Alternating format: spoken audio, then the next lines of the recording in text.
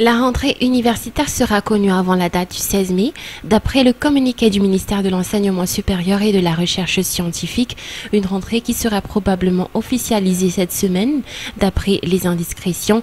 En attendant cela, les formalités administratives ont déjà été engagées, explique le vice-président de l'université d'Antananarivo, Jean-Éric Karakutuarsu. Actuellement, notamment au niveau de l'université d'Antananarivo, donc nous attendons la date officielle qui sera donnée par le ministre. Mais quoi qu'il en soit, depuis plusieurs semaines, l'université d'Antananarivo s'est déjà lancée dans les préparatifs et notamment les formalités administratives pour l'inscription des étudiants, pour les demandes de bourse, parce qu'on est parti du point de départ qui était la date donnée par la COPRIE, celle du 11 avril 2011 pour la rentrée. Donc on a pris les mesures sur la base de cette date. Et en fait, donc on a déjà engagé les formalités administratives bien avant la rentrée administrative. Parce qu'il ne faut pas oublier que l'université d'Antananarivo compte 24 000 étudiants. Donc l'inscription des 24 000 étudiants, qu'on le veuille ou non, ça prend du temps. Donc c'est la raison pour laquelle on a démarré ça très tôt.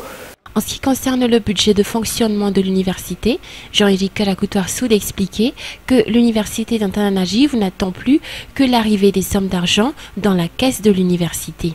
Au moment où nous parlons, le budget de fonctionnement n'est pas encore disponible. C'est pas encore arrivé au compte de l'agent comptable de l'université, mais selon les informations données aussi bien par nos deux ministres de tutelle, le ministre de l'Enseignement supérieur et le ministre des Finances, les formalités sont en cours.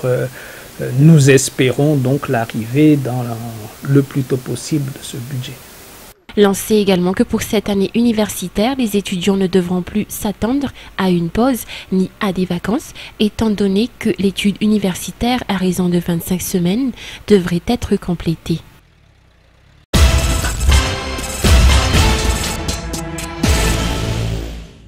84 millions de personnes périront de cancer d'ici 10 ans si rien ne se fera dès maintenant. Tel a été le résultat d'une enquête menée par l'Organisation mondiale de la santé l'an dernier. Actuellement, pour Madagascar, la Fondation Akbar Ali et ses divers partenaires entament une campagne de sensibilisation de la lutte contre le cancer, surtout concernant le cancer gynécologique, c'est-à-dire les types de cancers qui atteignent généralement les femmes.